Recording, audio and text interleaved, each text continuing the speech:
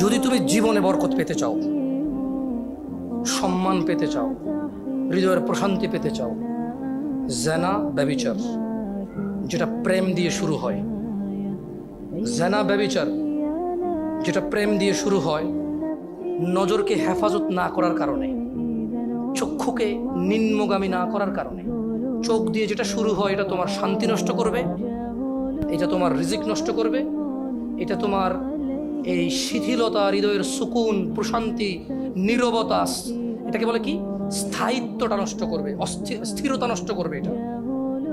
ছোট ভাই, তোমার প্রতি আমার নসিহত, তুমি কে নীল পড়ছে, লাল পড়ছে, কে ছোট পড়ছে, কে বড় পড়ছে, তুমি এগুলা মেজারমেন্ট করার দরকার নাই।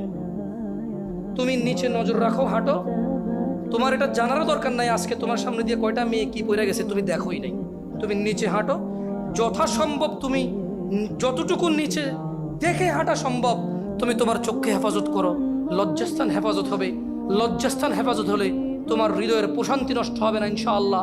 রিজিকের দরজা খুলবেই খুলবে।